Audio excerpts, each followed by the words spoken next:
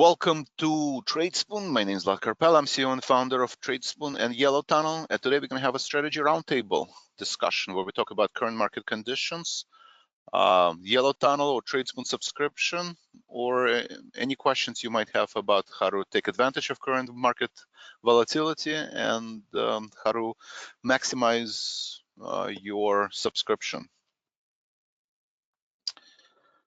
For those of you who are new, welcome. If this is your first event, do me a favor, just type in first. Always want to welcome new subscribers.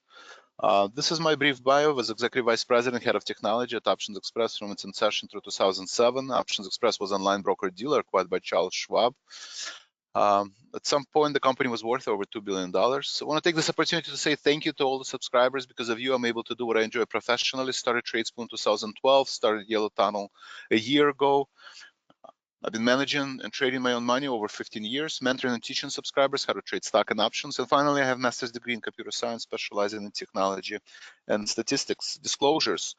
I'm going to go through some live trading examples. So very important to understand disclosures. Trading stock and options involve risk and are not suitable for everyone. You must be aware of the risks and be willing to accept them in order to invest in current market conditions. I'm not a financial advisor. I'm not registered with FINRA nor SEC. Welcome, Robert. First, okay. Anybody else first? Welcome, Robert. It should not be assumed that the future trade picks will be profitable will equal past performance. I'm not a financial advisor. I'm not registered with FINRA nor SEC. I'm showing you what I do in my own account based on my own risk tolerance level for general education information purposes only. All right, before we jump into a trading system, let's go over current market conditions. Again, there is still uncertainty about the elections in terms of, whether the Senate is gonna be Republican, whether Biden or Trump is gonna win the elections.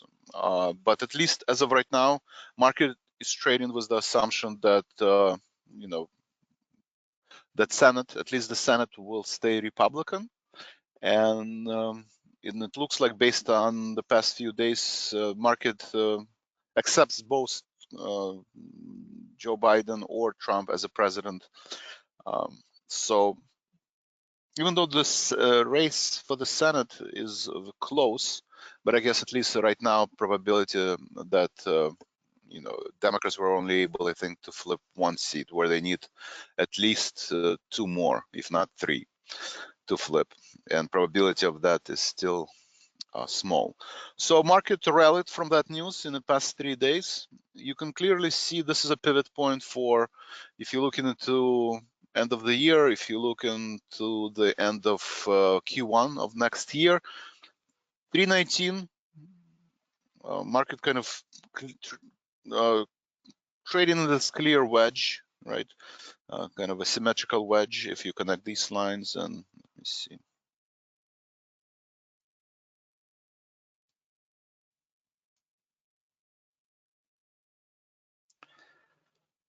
Right, so it's been trading in this clearly defined pattern. If you connect those trend lines, bulls are trying to break through this pattern. We've briefly pierced through it. Bulls briefly pierced through this trend line and facing the overhead resistance from the October high, 353. There's still uncertainty in terms of rise of coronavirus. Every day we have a record number of infections. Unemployment numbers today were, I think, better than expected. At least, market did not sell off after a strong rally. So I think at least for now, market is going to trade in this range. And I think it's only a matter of time for bulls to break through this overhead resistance. Assume that the Senate is going to stay Republicans. I think the number of infections will subside in the next couple of weeks. There's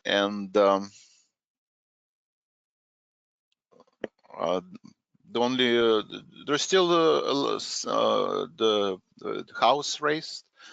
There will be House of Representative elections in January, so that's an unknown. At least I think right now market kind of dismisses this, and the size and the timing of the stimulus package. But looking at the volatility,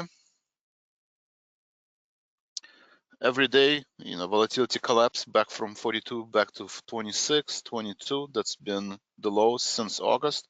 So the pattern is that there's less uncertainty in the market.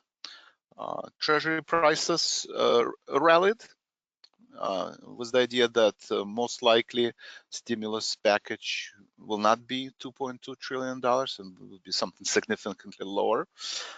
So treasury market did rebound from these oversold conditions, but you can see clearly today treasury sold off, and I think the pattern of lower highs, lower lows, meaning that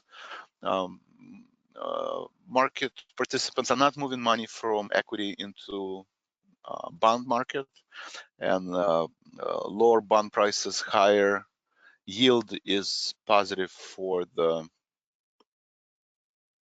market. So treasury market is down. That's good for the equity market, and US dollar continuation of lower highs, lower lows. US dollar is retesting the recent lows set in September. After that, there's not really much support.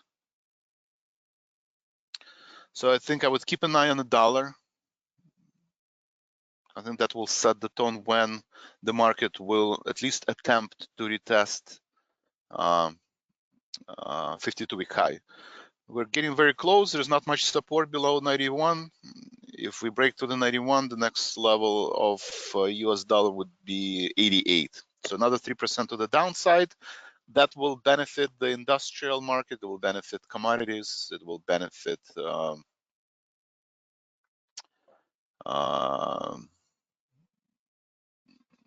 conglomerates. So industrials, conglomerates, emerging market, and commodities. And I think that's would be the retest. And I think we're getting close to this retest. Potentially in the next couple of weeks, this is where the market is going to try to attempt to break through that overhead resistance. So I would keep an eye on the US dollar and treasury market. I think those are the most significant indicators of where we're heading, and if this opinion, if I will change the opinion, right? But lower lows for dollar, lower lows for treasury, I think is good for the market, and that's what will continue, and that's what will help bulls break through the current overhead resistance. I think it's important. We've been through this exercise in live trading room to kind of always have a view for by the end of the year, right, or by the end of next quarter, where do you think the market is going to head? Trading is about opinion on the market and how much money you're willing to invest based on your opinion. My opinion that the market by the end of the year will close. I still think it will be above 360 level, right? Scenario one by end of the year. The second scenario is this is where the market is trading right at this level somewhere between 350 and 360. Third scenario, it's trading in the September range. It spent September between 345 and 330. That's second scenario. The fourth scenario, market will close near this bottom, near the bottom of the pattern. That's scenario 4. And scenario 5, market will break through this, break to the downside and close below 200-day moving average. If I have to pick one, I think scenario 1 by the end of the year. If not by the end of the year, then by end of the first quarter. Right? Timing for options is important. That's why I usually, give myself a little bit more time. So instead of trading December contracts, you see a lot of my positions February and March. So if we don't break through the end of the year, then I'm giving myself a couple more months to be correct by the end of the Q1 of the next year. So that's my view on the market. Let me know if you guys have any questions. How do you trade in current market conditions? Uncertainty is still there, right? We still don't know whether Republicans will hold the Senate. If they don't, market will have a steep correction. We'll probably get back to the 320, 330 level. So that's still an uncertainty. Probability of that event is small, but it's still there. So it's very important to always go through this what if scenario, right? When I used to work consulting hedge funds. And big hedge funds, they always have this software that allows you to go through the shocking. You can shock your portfolio, you can do what if scenario, and basically say, if this event happens, what will happen to my portfolio? Retail investors probably don't need a very complicated software, because usually, we have anywhere from 4 to 10 positions. So, but in my mind, I always go through these future rehearsal exercises and say, what if something happens? What will my portfolio look like? So since there's always uncertainty in the market, it's very important to concentrate on things that we can control. So there's 4 things that I can control. Those are the main 4 parts of my trading plan that I always go over in the trading pre-market routine before the market opens. In the live trading room environment, I always go over, what is my cash position? For me, on average, it's 30%. It can fluctuate anywhere from 10 to 40%. I don't think cash should ever be 0. I don't think cash should ever be 100%. So it all depends on where you are as a trader and your journey as a trader and your risk tolerance level. But I think anywhere from 20 to 30% average portfolio should be allocated. And it's a living, breathing mechanism. If you see market approaches 354, you see overhead resistance, maybe it makes sense to raise your cash, right? There's not a lot of room to the upside, at least, in the next week or 2. I think it will take at least few attempts for the market participants to break through the overhead resistance between 354, 360. So as we approach in 354, 360, potentially cash should be, above your average cash position. And if you see market steeply sells off to 320, 330, then maybe you should start deploying the cash and get more bullish. So cash is something that I can control. So that's my first kind of a pillar of my trading. The second one is position size. Everybody talks about trade size, position size. I think this is the second most important rule, right? Because no matter what the market will do, I know how much cash I have in my account, and I know what my exposure to the market is. Based on position size and number of position, I can do the what if scenario. If markets sell off, what is the maximum amount my portfolio can drop? And in Yellow Tunnel, we just covered that topic. All right, Yellow Tunnel is a sister company of Tradespoon. We started it for the idea that trading psychology is very important. I encourage you to watch this video. It will give you all the benefits of free Yellow Tunnel subscription. We have Dr. Medekar, who's a clinical psychologist, who joins us.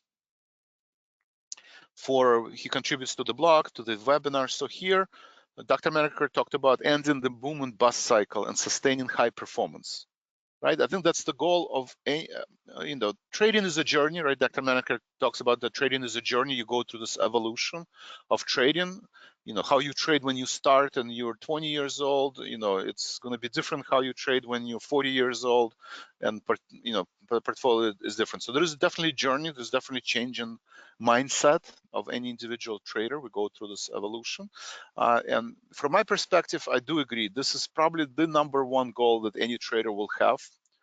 It's in the beginning, I think it's what's the most amount of money I can make. But as you mature and grow as a trader, I think it's more important is obviously to grow your portfolio, but just as important to have certain volatility in your portfolio. No matter what the market will do, you know that your portfolio cannot go up 50%, go down 50%, or go up 200%, go up 200%. But at some point, you'll see that from psychology point of view, it's very hard to sustain high performance long term if you have volatility in your portfolio that you are not comfortable with. So the only way to control that, and this is something that can actually be done relatively easy, is following these 2 rules. How much cash do you have? And what is your maximum loss on any given position, right? And how many positions do I have? So in the live trading room, my goal is 2.5% maximum loss per trade. If I do day trading, it's less than 1%, right? Because you do it more often, more frequently. So day trading, it's less than 1%. Longer term trading, it's less than 2.5%. So the stop losses on long-term trading, usually stock position, it's 10% stop loss. It could be, based on underlying beta. of the stock or underlying volatility of the stock. It could be, you will have to adjust the size, the number of position contracts accordingly. But it's 10% on average for the long-term stock positions. For long-term option positions, usually it's a 50% stop loss. So when I enter the trade, I always go through my trading journal and go again through this what if scenario. What's the worst case scenario that happens? I look at that support level. That's where my stop level is, 50-day moving average, 200-day moving average. And based on that stop loss, I want to make sure that my drawdown, that the maximum loss on the position is 2.5%. If you're new to Tradespoon, if you're new to Yellow Tunnel, I encourage you to start, well, paper trade first, and then if you do live trading, maybe 4 or 5 positions. Then no matter what the volatility in underlying market is, and no matter where the market is going to go, 2.5% times 4, it's 10%, times 5, maybe 12.5%. So your portfolio drawdown is anywhere from 10 to 15%. And I think these two rules are the most important. First, you need to get comfortable with the models. Second one, there's still uncertainty in the market, still volatility in the market. Probability of success versus return on capital. The models are on average give 75% success rate in the past. We have 3 different models: active trader, monthly trader, and weekly trader. On average, they are 75% accurate. Based on these returns, based on these probabilities, return on capital is in the live trading room. When I day trade, if I hold position for 1 or 2 days, I'm looking for less than 1% profit. If I hold position for a week, I look for less than 2% profit. If I hold a position for less than a month, I look for less than 5% profit using underlying stock. And final part of the trading plan that I follow in the pre-market routine is position management. What is my stop losses? What's my target gain? And to make sure that I take long-term perspective on trading and on my model. So I know over a long period of time, 75% is accurate. So 3 out of 4 trades successful. And this is, I think, my answer to most of the common question that I get asked during webinar. Vlad, when do I exit the position? A decision on exiting the position sometimes gets very emotional, and I don't think it should be done purely on looking at support and resistance levels or having an opinion on the market.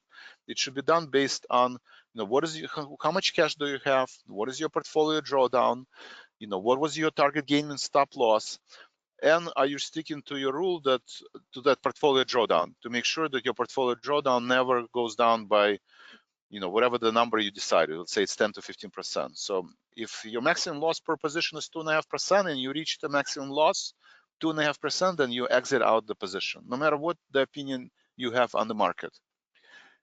If you want to give yourself a little bit more room in case market trade does go against you, I do like the approach of dollar cost average, right? So instead of allocating the maximum loss to 2.5%, allocate where your maximum loss is 1.25%.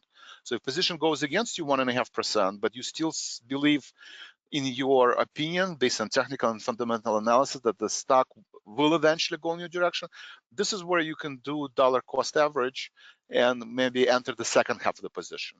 Because if you allocated 2.5% and trade goes against you, you put another 2.5%, and all of a sudden your maximum loss is 5%. I think that's incorrect approach to trading, and this is where you can deviate from your trading plan. So position management, position entry, position exit is extremely important, and that's my part of my pre-market routine during live trading room. The second part of the live trading room pre-market routine, I go over the trading journal, right? It's very important to keep a trading journal. How many of you guys keep trading journal? Anybody's keeping journal? Anybody does not keep trading journal?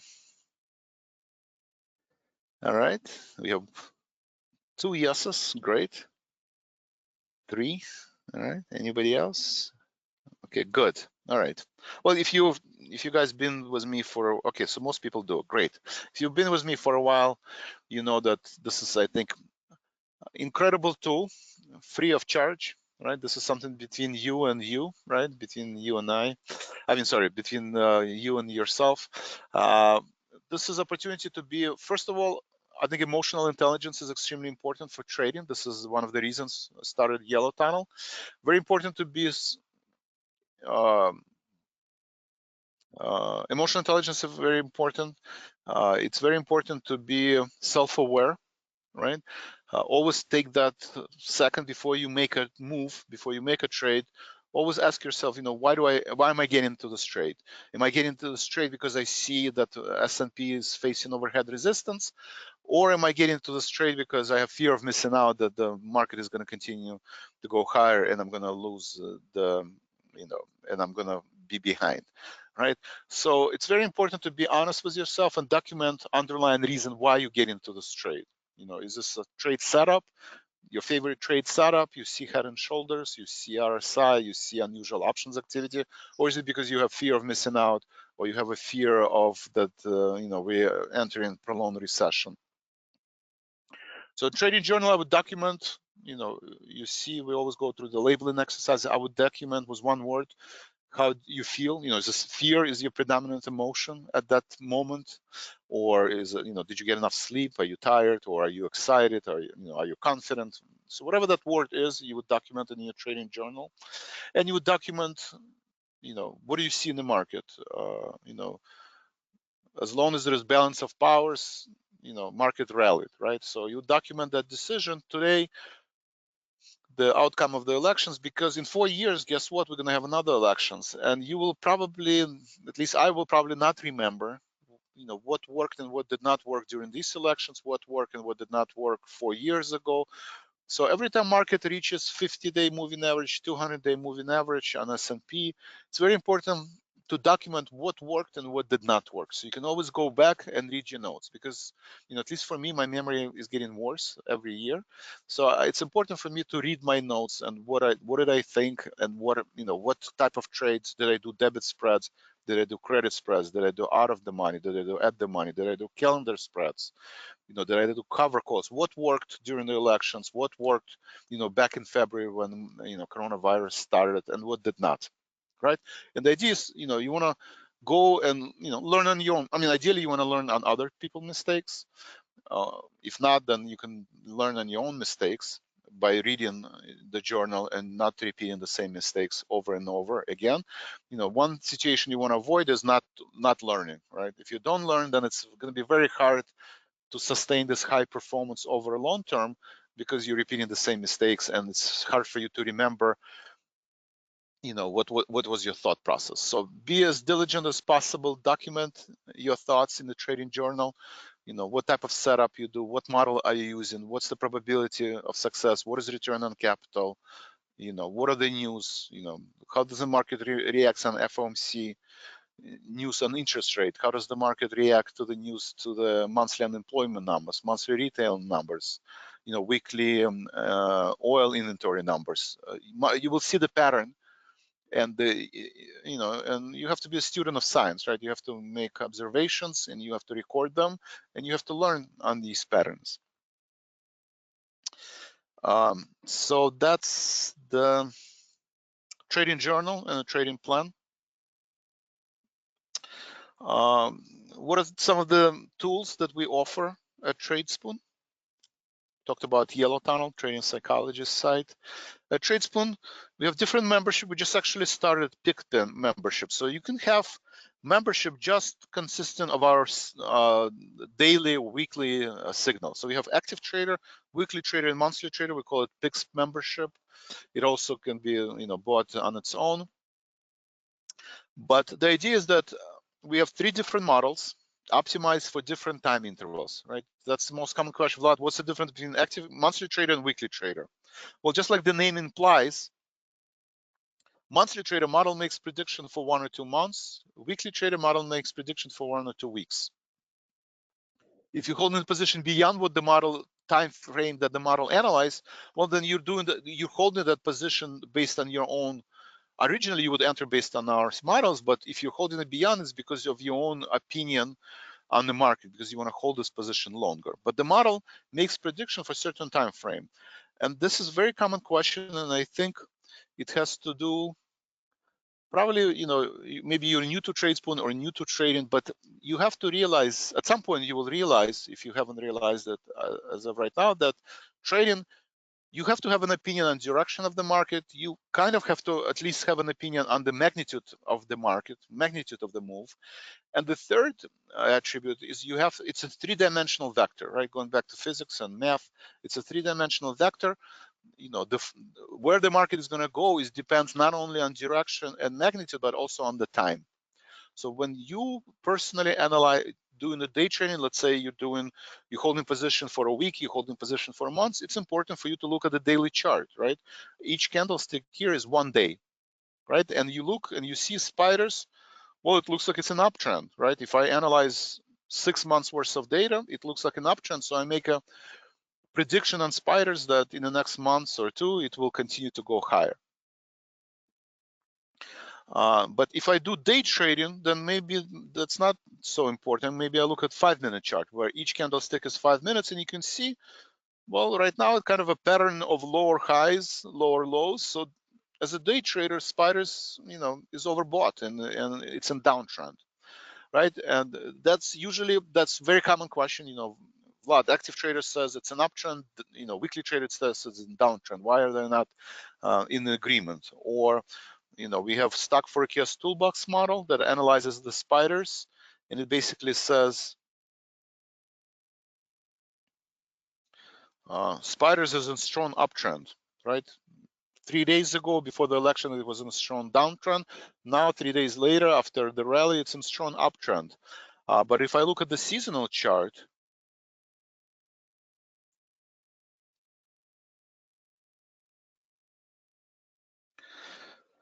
that actually ran, on Sunday before the election results, 3 out of 4 predictions were low, so strong downtrend. And that's very common questions. Why is the seasonal chart doesn't match the stock forecast toolbox model, right? Why are the two models giving you different outcome? Well, first is there are different models, and potentially they can give you different direction. Usually in trading, you want to use different models, different signals, and both models or both signals will confirm each other.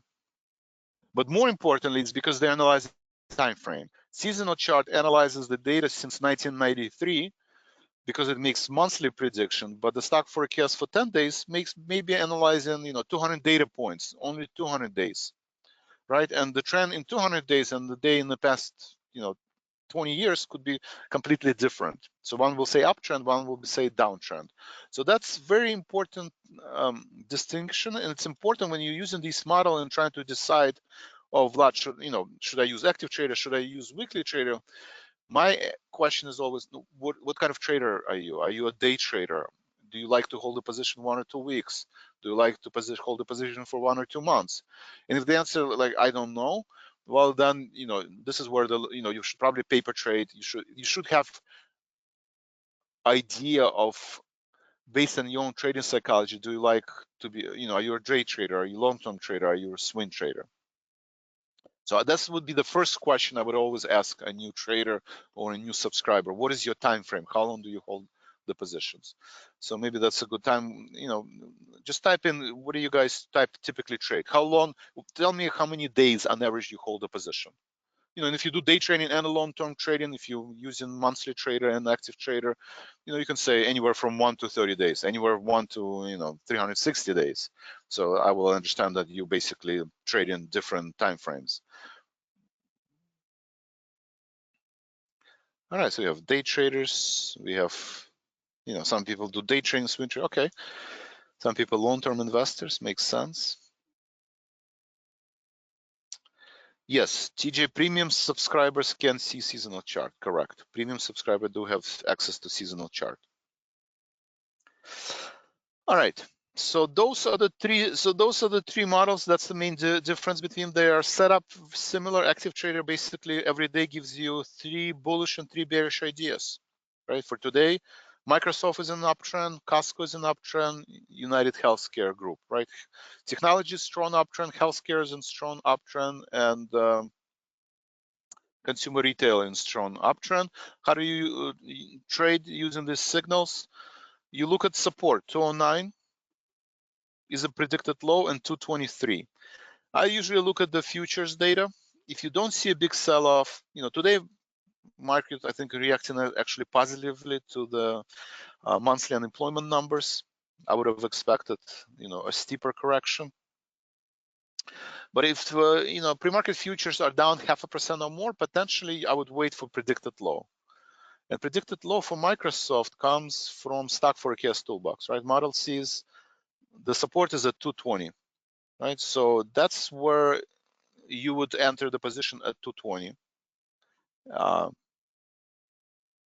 So when the market opens, you can basically, usually I wait for 3 candlestick, or you can do it right away. It all just depends on what your favorite setup. But I usually wait for 3 candlesticks. I would enter the trade, let's say at 218, and look for 1% or 0.5% profit. If the stock is at 221, at this point I would exit the position and make 0.5% to 1% gain from this trade. So this is how you would trade these trading setups. Some people, I usually also do it. Sometimes, I think Microsoft is going to continue to go higher. There's strong rally in mega cap stocks. I want to hold it maybe longer. Maybe instead of 0.5% profit, I want to look for 1% or 2% profit. Sometimes I would sell a put, right? I would look at the support. Support is at 220. So I would enter.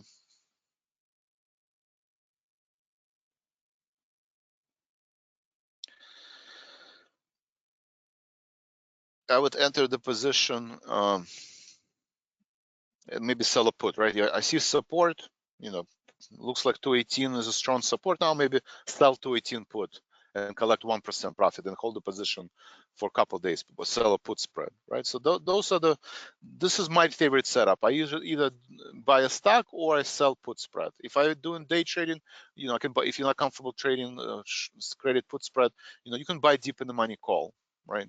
That's another strategy to do, to buy Microsoft. So this is how you would use active trader. Again, you have entry point, you can wait for predicted low, or you can at the previous open price, previous day open price. If you want to leverage your portfolio, you would trade as an option.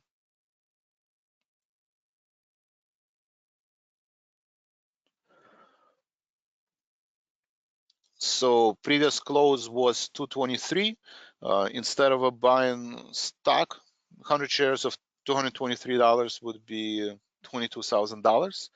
If you don't have $22,000, you can buy one contract, deep in the money call to a 7.5 call, and only spend $1,500 at risk.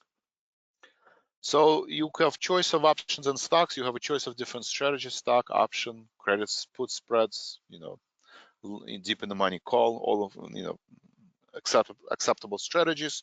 Your holding time is usually 1 or 2 days. If you want to hold this beyond 1 or 2 days, then after 2 days, originally you enter in the position because you see model detected Microsoft that is outperforming short-term, technology sector and spiders. But beyond 2 days, this specific model doesn't have, have not created any probability or any forecast beyond the 2 days. If you want to hold it because you think mega cap technology stocks will continue to outperform the market, great, you can hold it longer, but that's kind of because you have an opinion about mega cap technology stocks. So that's active trader. Similar fashion, we have weekly trader, right? The only difference here is holding time 2 to 5 days. Model makes prediction for 1 or 2 weeks. If you hold in position beyond 2 weeks, again, it's a similar analogy. You would hold it longer. Model predicted, Autodesk, the signal was generated on, on Sunday.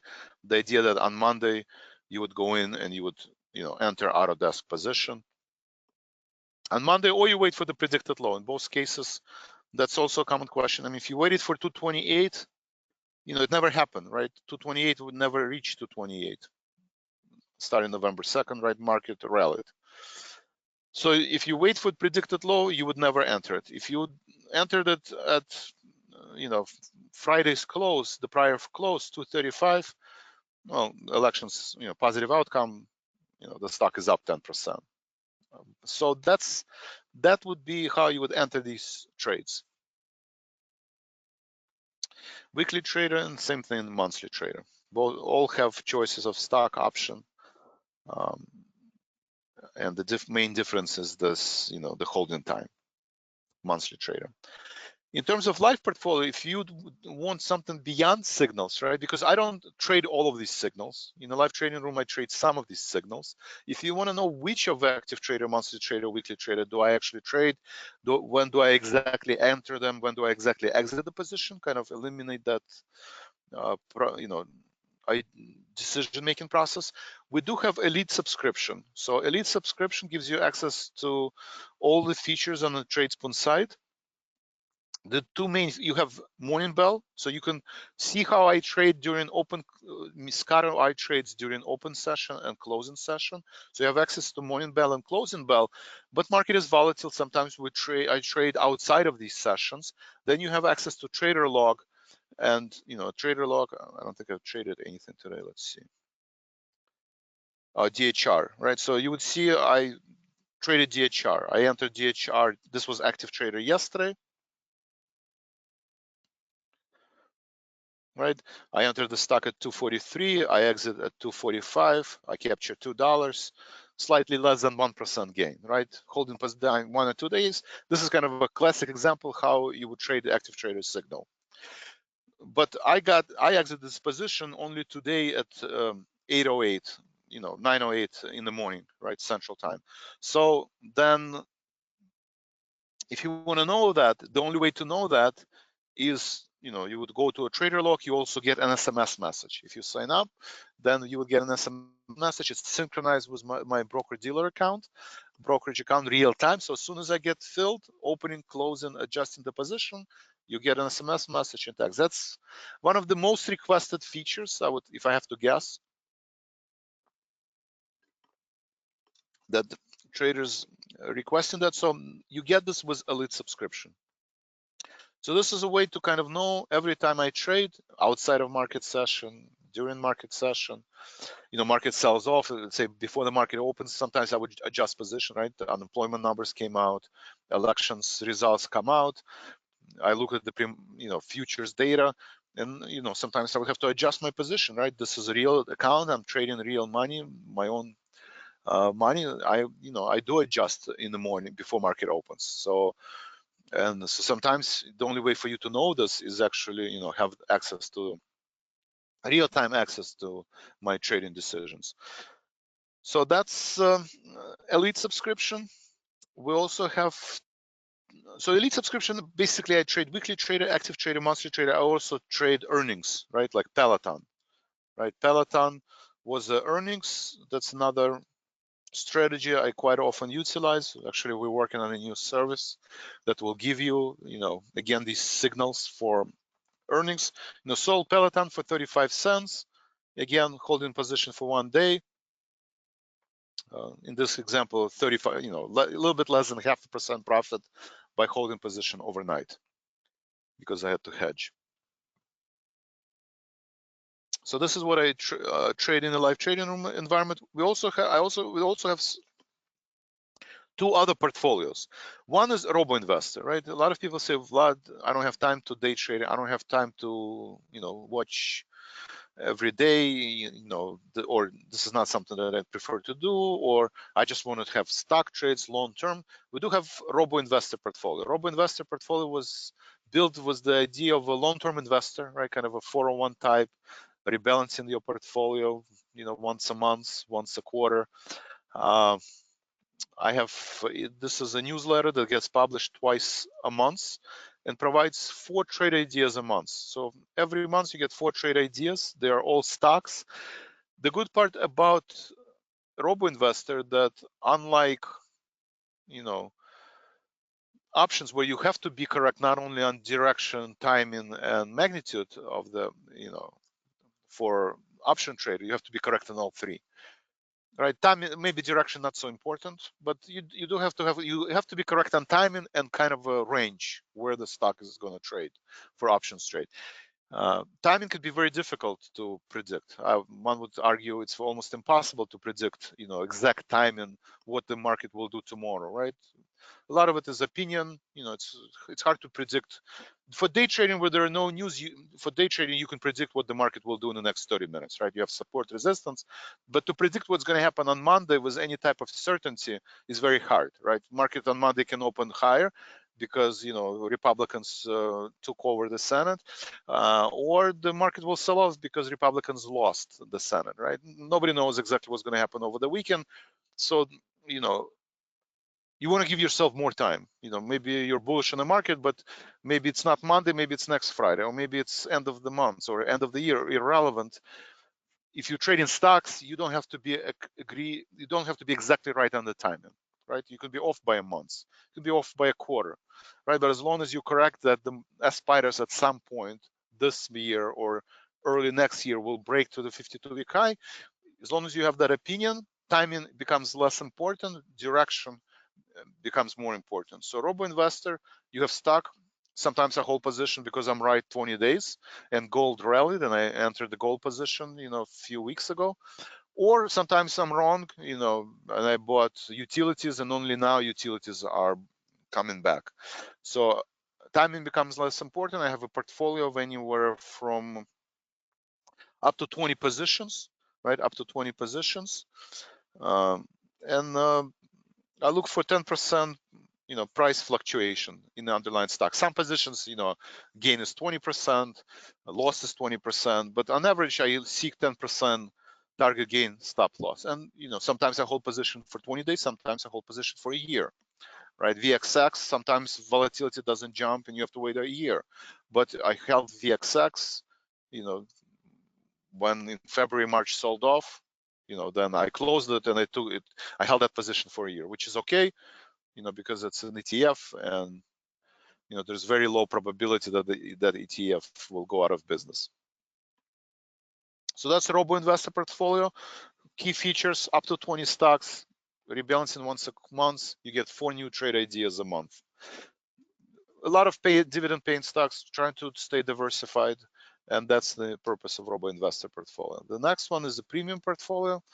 The main difference between robo investor and the premium portfolio is that premium portfolio, I personally trade option spreads, right? So the signal was generated on November 2nd, Loan Discover Financial. You can buy a stock on Monday, you can buy an option on Monday, or in my case, I'm buying option spread, right? So robo investor, I trade stock, because a lot of subscribers want to say, well, we want to know exactly what you're doing, not what I can be doing, but what exactly you're doing.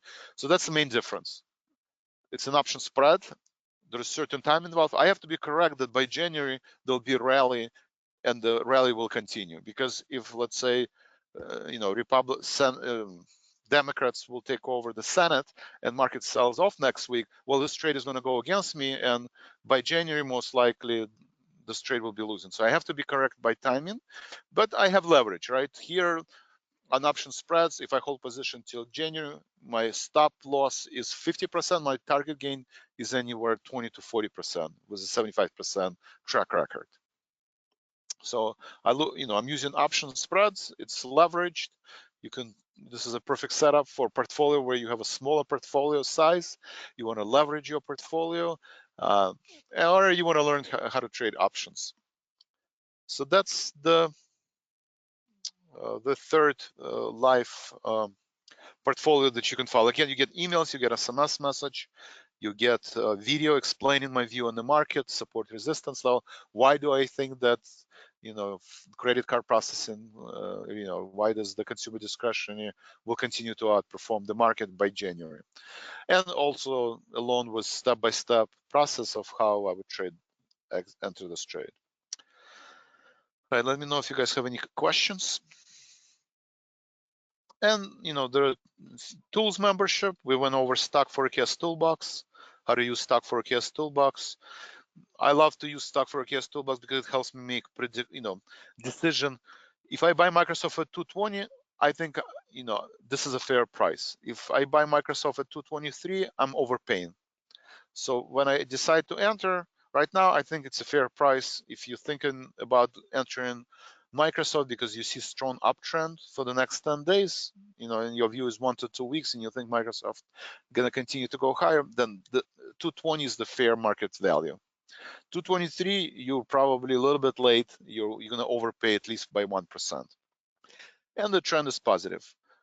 And it also gives you a grade, right? A or B basically is telling you that in the past 22 days, 80% of the time when the model said buy at the support, 80% of the time by the end of the day, market will close above that support level, right? So gives you kind of a confidence in the model in terms of how often the model is right. One thing that you should not, one misnomer is that people, you subscribers would look at Microsoft, look at next day, they say, okay, by November 19, Microsoft will be 248, right? So they're buying Microsoft with the assumption that Microsoft is going to move another 10%. That is not the intention of the model, right? The intention of the model to give you the answer, what the model thinks is going to happen in terms of timing, in terms of direction, and the magnitude. But there is no probability, it's a flip of a coin whether the market is going to reach 248 or 249.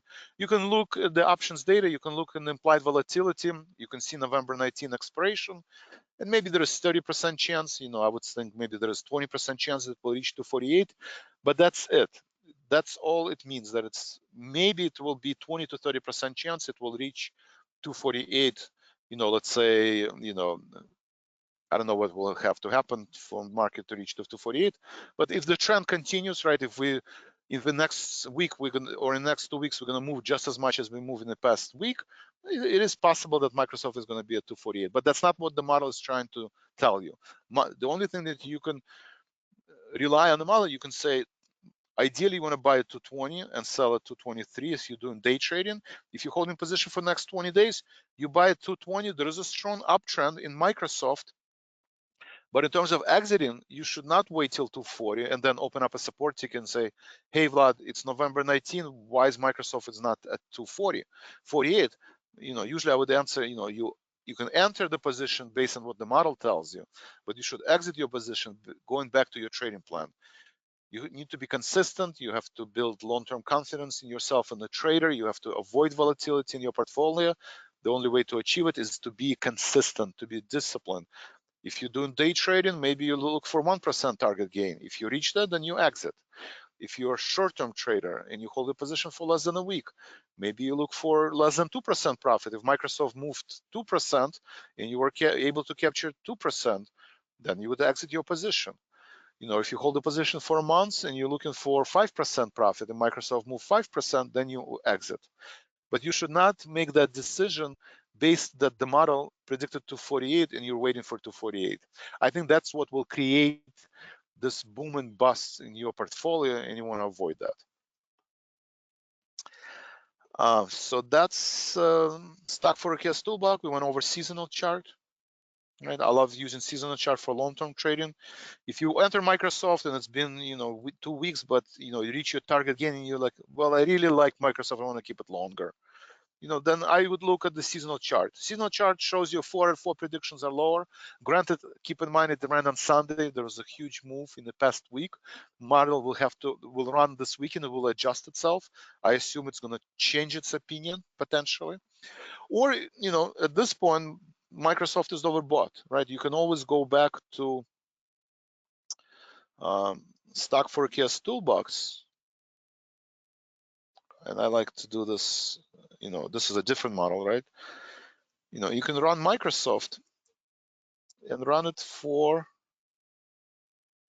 let's see, for 6 months prediction, right? This is a 10-day prediction. You can run it for 6 months prediction to give you kind of idea what the model thinks is going to happen, in the next month. So the model basically says by end of December, potentially Microsoft can reach 245. Keep in mind, this model runs once a month, right? Because each data point each candlestick is a monthly chart. It gives you a long-term perspective, right? Using 1-day chart, to determine what the Microsoft looks like, this model ran monthly chart, right? Each candlestick is 1 month. And the model predicted, listen, Microsoft is in very strong uptrend. Model basically says, we think that by end of the year it'll be at 240, right? So then if you want to keep the position longer, you can run seasonal chart, you can run 6 months chart, and basically see at 200, Microsoft is a good buy, right? So when the market was back at 320 level, buying Microsoft after the earnings announcement at 202 was a good buy. At 235, Microsoft is approaching overbought. Right now it's at 221.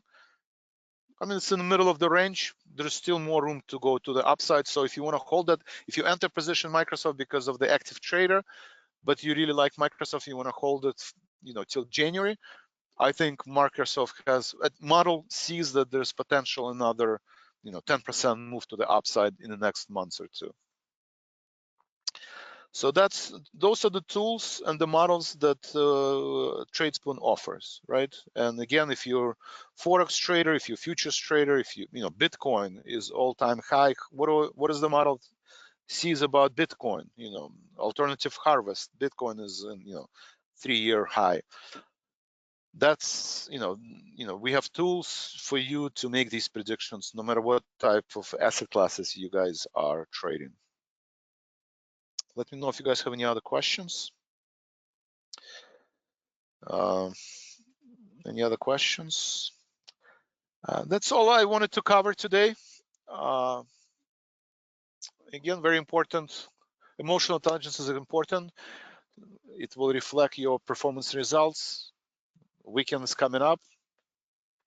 I know at least I had a lot of sleepless night following the elections. So this is the time to recharge, get some sleep, enjoy your time with friends and family. So I wish everybody to spend a meaningful long-term weekend, recharge, and hopefully I will see all of you during live trading room on Monday. Thank you. Andre, Barbie, Buck, Clark, Darko, Diana, Don, Eng, Eric, Eugene, Fed, John, Joseph, KB, Keith, Kevin, Lorenzo, Marek, Phil, Raul, Ray, Rebecca, Robert, Sean, Therese, TJ, Tony, William, Vitas, and everybody else. Thank you very much and have a great day.